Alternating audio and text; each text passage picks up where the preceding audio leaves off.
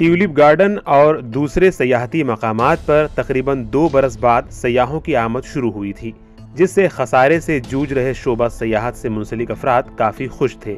लेकिन सयाहों की आमद के साथ ही जम्मू व कश्मीर में कोरोना वायरस के मुस्बत मामलों में इजाफे ने उनकी खुशियों को काफूर कर दिया। अभी उनके कारोबार में तेजी आई ही थी कि कोरोना की वबा ने उन्हें फिर पीछे ढकेल दिया और अब ये अपने मुस्तकबिल के लिए परेशान हैं। बाहर की आमद से जहां शोबा सयाहत से जुड़े लोग मसरूर थे, अब कोविड की नई लहर से इनमें मायूसी नजर आ रही है। लॉकडाउन किसी जगह स्टार्ट हुआ है, किसी स्टेट में, या नाइट कर्फ्यू हुआ है, तो कोविड के केसेस कुछ बढ़ने लगे हैं। तो हमारे यहाँ भी उसका असर बहुत दिखने को मिल रहा है। जैसे मतलब नंबर ऑफ जो क्लाइंट्स थे, जो अराइवल्स थे, उनमें कमी कुछ दिनों से लग रही है। कोई खुशी की बात भी नहीं है। तो मतलब ऐसी चिंताजनक बात है कि फिर से अल्लाह ना करे कि हमें उसी पटरी पे वापस न जाना पड़े जहाँ पे हम 1-2 साल पहले थे।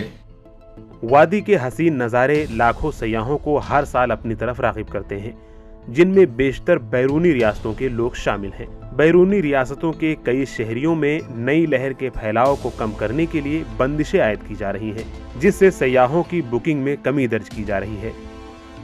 जो हमने विंटर में काम देखा और समर के लिए जो बुकिंग्स आ रही थी, वो बहुत डिफरेंस है उसमें। Almost 60 to 70% drop in bookings हो गई है इस एक हफ्ते में। मैं अपना पर्सनल बताऊंगा, मई में हमारे बहुत बड़े ग्रुप्स आ रहे थे, ऑलमोस्ट 100 लोगों के 4 ग्रुप्स कैंसिल हो गए। वो डर जैसा बैठ गया है लोगों। सयाहती शोबे से जुड़े लोगों का कहना है कि अगर एहतियाती तदाबीर पर मुकम्मल तौर पर अमल किया जाए तो वादी की सयाहत बरकरार रहेगी। ऐसे स्टेप उठाने चाहिए, हमें भी उसमें पार्ट लेना चाहिए as a part of society.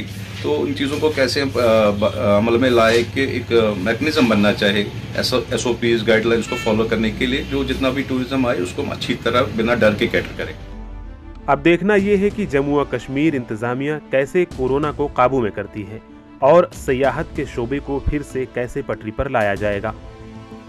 Srinagar से मीर फरहत की रिपोर्ट।